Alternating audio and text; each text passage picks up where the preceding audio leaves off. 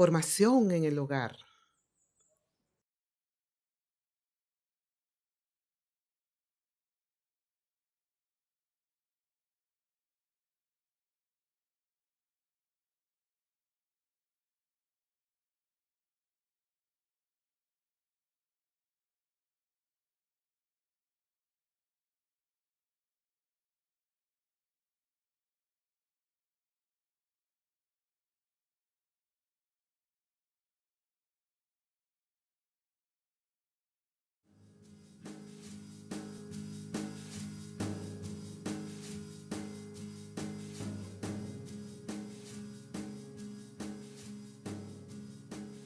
A tu juicio, Mimi, en la etapa prenatal se pueden generar problemas psicológicos en los niños. Creo que sí.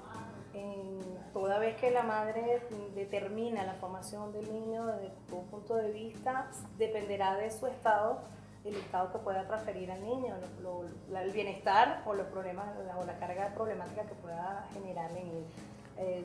Me refiero a depresiones, traumas, violencia, todas las cargas emocionales, sobre todo que pueda vivir la madre en el embarazo, podrían afectar negativamente en la formación del niño, de la psique del niño.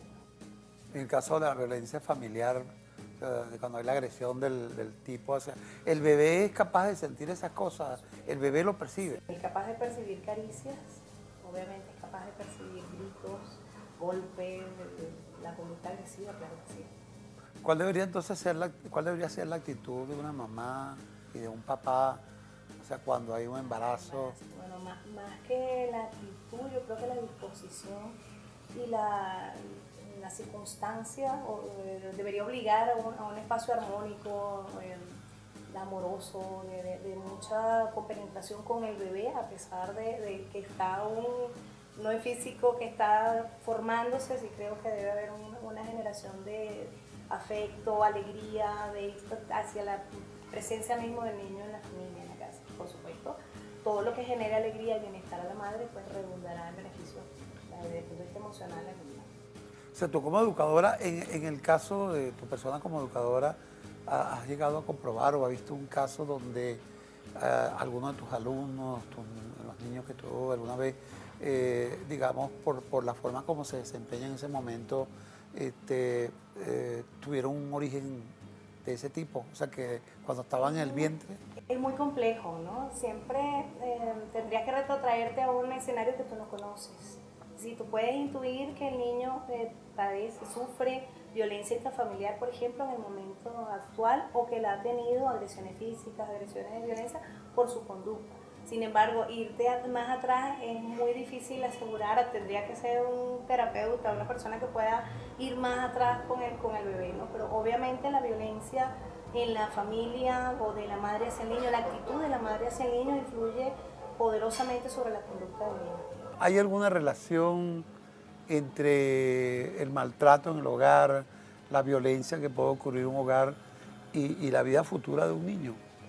Depende de la situación que conlleve en esa familia. Los niños esa acción pueda repercutir en el futuro. Por supuesto, los niños absorben mucho. Acuérdate que es un proceso de aprendizaje y en ese aprendizaje ellos son como una esponja, absorben todo lo que ven. Y por supuesto, si ellos ven violencia dentro de la familia, ellos van a generar violencia más adelante. ¿A tu juicio, la vivencia en el hogar puede tener incidencia en la conducta o en el desempeño futuro de un niño? ¿Un buen hogar o un mal hogar? Mira, Mario, la vivencia del hogar tiene un gran porcentaje de incidencia sobre el comportamiento, el desarrollo, las probabilidades de adaptarse a la sociedad, de prestar cierto servicio, de ser un individuo productivo, un individuo útil a la patria. ¿Por qué? Porque es que esas enseñanzas, sobre todo de la madre, por ser una sociedad matriarcal, donde la madre tiene tanta influencia dentro de la sociedad, es importante, es determinante. En la participación de la mamá Más que todo. Más que todo, porque es que el comportamiento de los muchachos, de los niños, de los jóvenes en la sociedad es el reflejo de su hogar.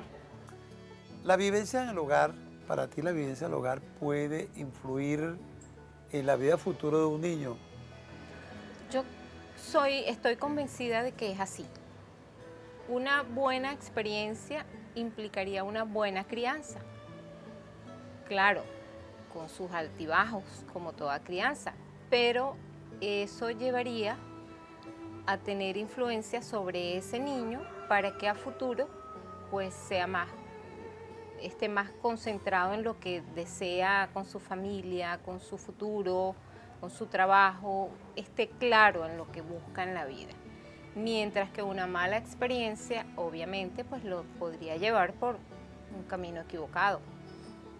Y además de que generaría pues conflictos dentro de la misma familia, una vez que ese niño comienza a crecer y llegue a la adolescencia, llegue a esas etapas un poco más delicadas, eso genera definitivamente un conflicto familiar.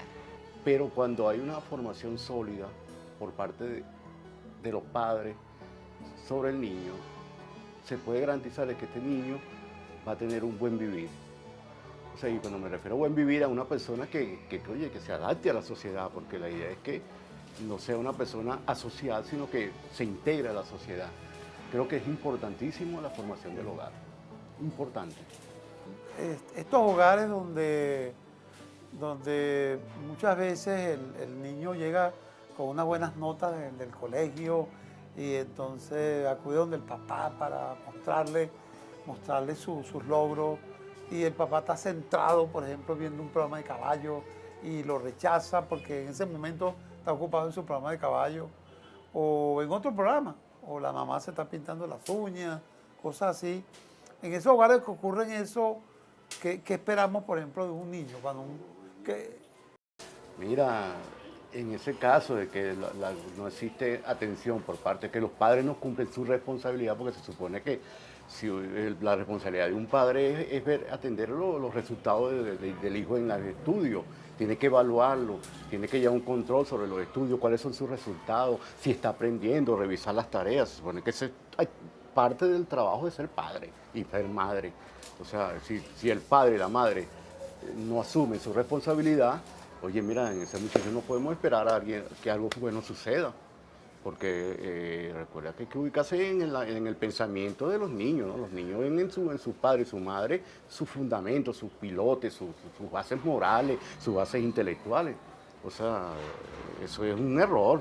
Oye, no se puede esperar que ese niño sea un superdotado para que él se siente a pensar y diga, bueno, si mis padres no me paran, yo voy a tener que buscarme un método de vida, voy a tener que buscarme otros modelos, no sé, otra forma de pensar y inventarme mi propio método, porque ese modelo que ellos me están presentando no es como eso de que no se van a interesar por mí, por mis estudios, que si yo conseguí una amistad y no puedo decir, mira, tengo un nuevo amigo, una amiga, tengo esto, mira, la maestra me regañó por esto, la maestra es esto, el director es esto. O sea, se supone que eso es parte del trabajo de ser padre.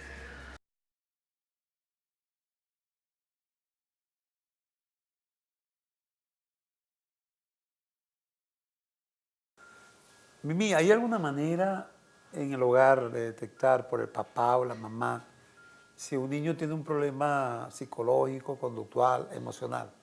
Por supuesto. En principio, todas las detecciones tempranas deben ser en el hogar, deberían ser en el hogar. Sin embargo, es muy difícil determinar lo normal, los parámetros normales en cualquier conducta, bien sea... ¿Cómo es eso, perdón? Normal, ¿cómo es eso?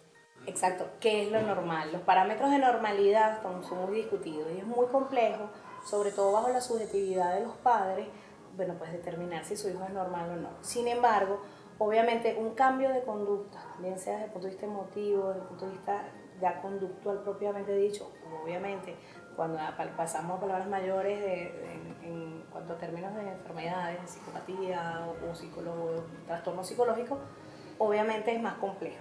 Pero sí hay manera de verlo, hay manera de determinar. ¿Cómo puede un papá o una mamá darse cuenta que un hijo tiene un problema psicológico, conductual, sea, algo así por el estilo. ¿Cómo tú te darías cuenta, tu opinión personal? Sí, mira, determinar si un muchacho tiene un problema de comportamiento, de conducta, fíjate que está sencillo.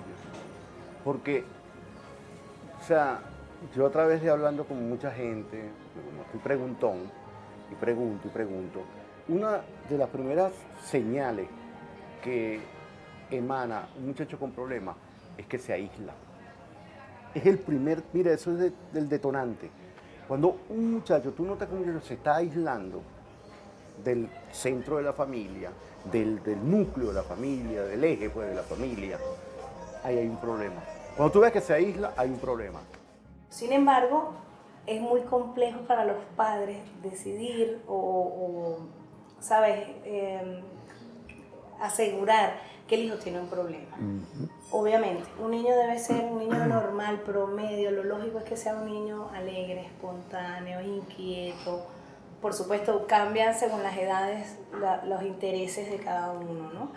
Pero cualquier cambio en esa conducta que tenga el niño desde su nacimiento puede ser detectada, debe ser detectada a tiempo por los padres. Lo difícil y lo complejo aquí es llegar a una postura objetiva respecto a esa conducta o a ese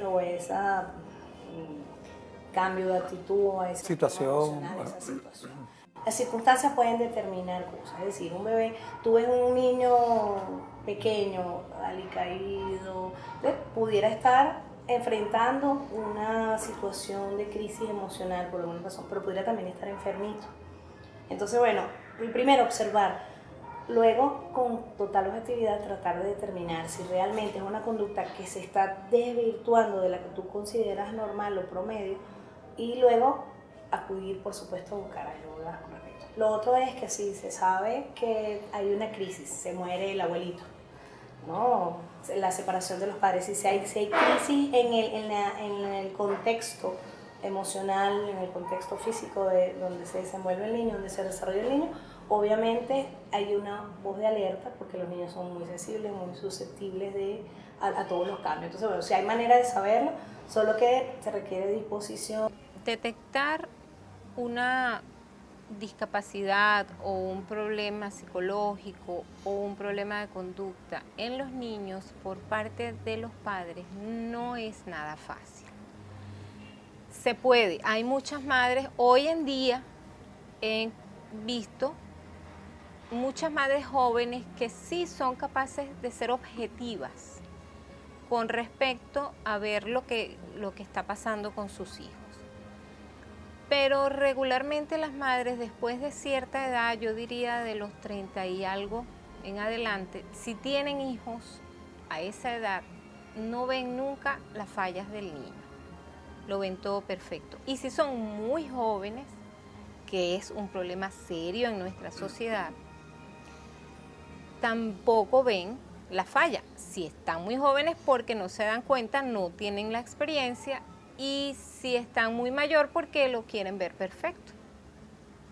No es nada fácil, pero los grandes ayudantes en todo este proceso son los familiares cercanos, que sí tienen experiencia, las abuelas, que sí tienen mucha experiencia, de ver, por ejemplo, porque un niño tiene 18 meses y aún no camina, oye, ahí hay un problema.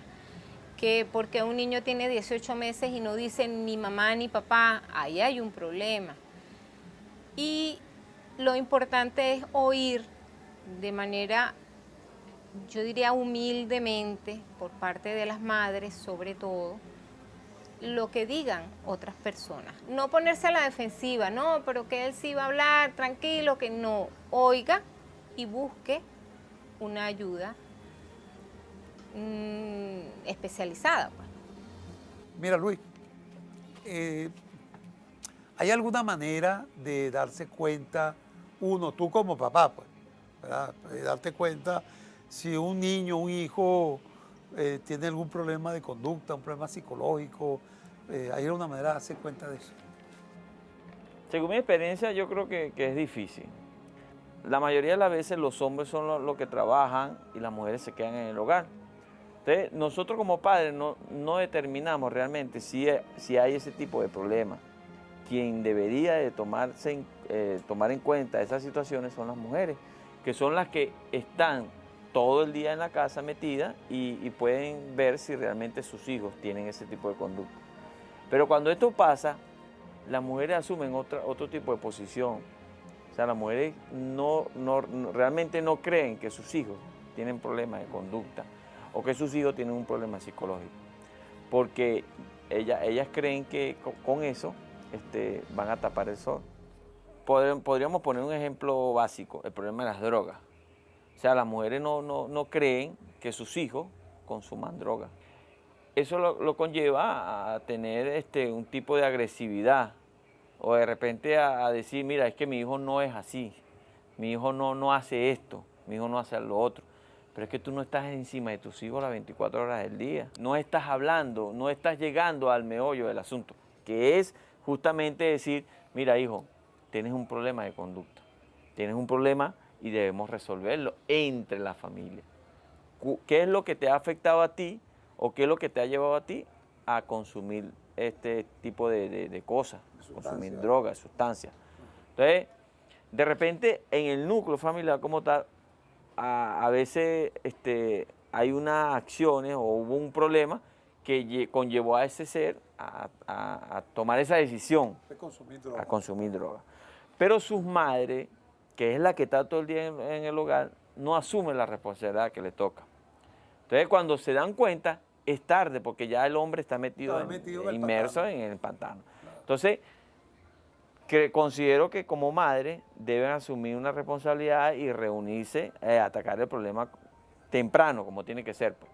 Y entre todos asumirlo. No es que ella se va a echar la carga encima, porque el padre tiene el padre tiene culpa en eso también. Claro. Porque el padre nunca está, pero cuando está debe conversar con su hijo y hablarle claramente sobre el problema que acarrea el uso indebido de estos psicotrópicos, de estas cosas, de estas sustancias. Entonces yo creo que el problema no debe atacarlo una sola persona como tal, la madre o el padre. El problema debe atacarse en familia, porque como te dije anteriormente, es un núcleo y como núcleo debe funcionar. Entonces es en familia que se debe atacar el problema.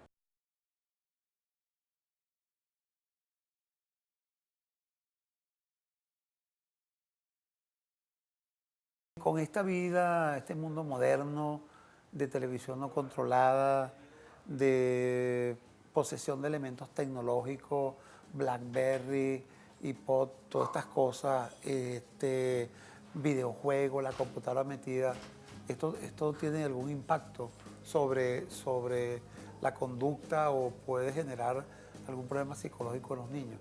Sí, yo pienso que todos esos factores tecnológicos y modernos, de innovaciones que tienen que ver no solo con el niño, sino con el representante, el adulto que está con él, bien sea la madre, el hermano mayor, influyen y siento que en dos sentidos. Uno, particularmente en el uso de los equipos que pudiera desvirtuar las realidades de la vida, o de hecho creo que desvirtúan las realidades de la vida. Un niño que pasa el día o la tarde matando seres en una pantalla de televisión, obviamente está desencajado de la realidad, ¿no? Asimismo, sus valores se ven afectados en relación a la socialización, ¿no? La carga axiomática del contacto humano pues se puede perder, es decir, no hay manera de mostrarle a un niño algo que tú no haces.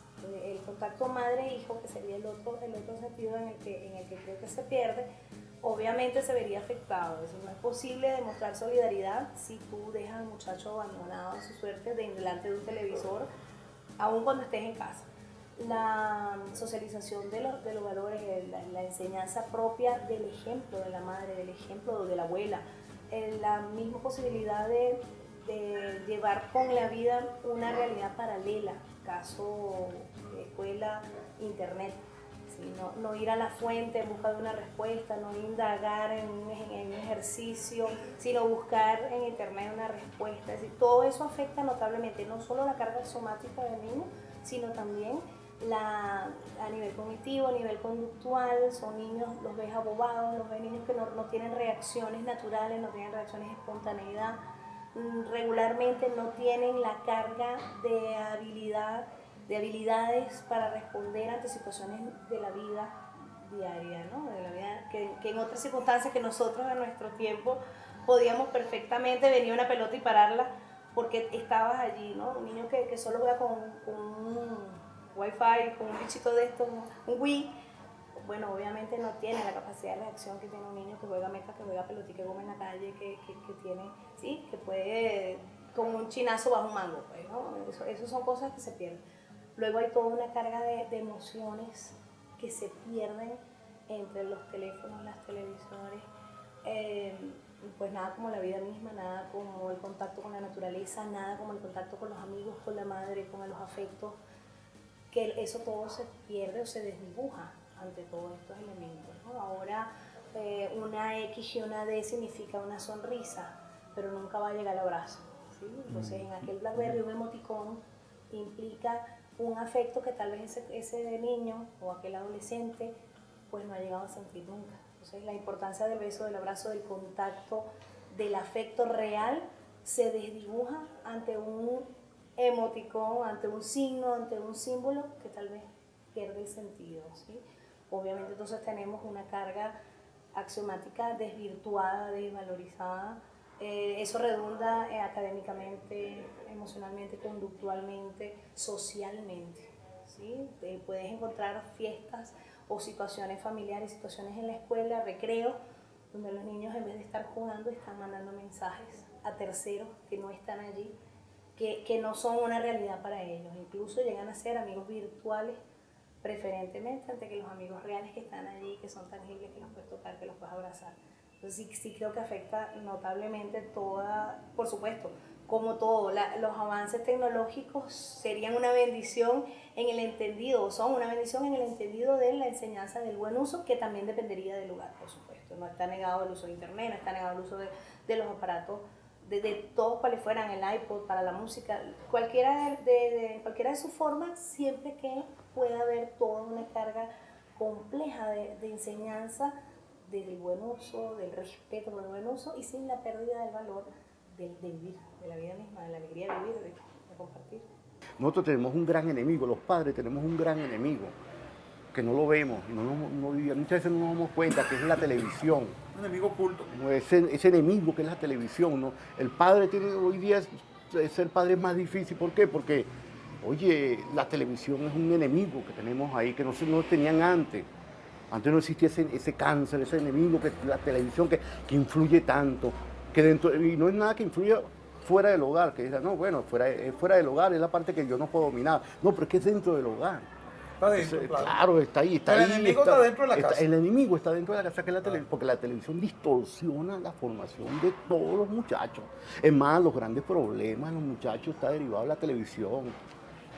Ese sentido, cuando uno nota a los muchachos que se apartan, entonces hacen un pequeño mundo, tienen su submundo ahí en el mismo hogar, y entonces ese submundo lo llenan con la televisión, y ahora el computador mal utilizado, que se ha convertido también en un cáncer, que ese submundo, entonces tú lo ves apartado. Es una adicción, o sea, se vuelven así como el adicto a la droga, en este caso es adicto a los videojuegos y a la televisión. Exactamente. Bueno, madre, tú si eso es tan verdad, que en nuestra profesión, cuando llega un momento en que te vas metiendo con el computador, que cuando no resuelves un problema en la noche te despiertas pensando en el problema y te despiertas y no duermes. Entonces imagínate tú un muchacho que se está formando, que está sometido a una televisión, que está sometido a un videojuego, que está sometido a un computador.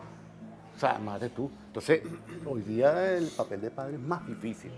Yo pienso que para mí fue más fácil, pues, pero para los que están iniciando la profesión de padre. No ahorita, existían esos elementos tecnológicos claro, en nuestro tiempo, claro, ¿no? Y uno jugaba trompo, jugaba jugaba en la calle escondido, gárgaro, agachado. Sí, no teníamos esa... Ese cáncer, claro. Es un cáncer. Ahora, fíjate tú, o sea, podemos decir entonces que la tecnología, llamándose tecnología, televisión, videojuegos, BlackBerry, todas esas cosas, es el acompañante que los padres le han puesto al hijo para él desligarse un poquito de las cosas. Podría ser así, porque te voy a decir una cosa, yo veo, Carlos, muchas veces que va un papá y un hijo, y el hijo lleva un BlackBerry y el papá lleva un teléfono como el mío, un telefonito como este, ¿no? un telefonito sencillo, normal, ¿no? Y el hijo tiene un BlackBerry. Entonces, ¿qué pasó ahí? ¿Qué pasa ahí con los padres? Claro, lo que pasa es que, ¿por qué los padres les suministran tanta tecnología a los niños? Eso es sencillito, es para no asumir responsabilidades. O sea, no sentarse a explicarle, mira, ¿qué te puede ayudar esto? ¿Por qué tú necesitas un BlackBerry? ¿Para qué? ¿Para qué? Para comunicarme con... No, si ahí está el computador, ahí está internet. O sea, lo mismo que además internet lo hace mejor. Y es más, te puede servir hasta para estudiar mejor ahí, y la pantalla es mejor, tienes más alternativas tecnológicas. Pero que la tecnología se ha convertido hoy día en el sustituto de los padres. O sea, la responsabilidad de los padres la dejan y se la colocan como si las tecnologías fueran robots.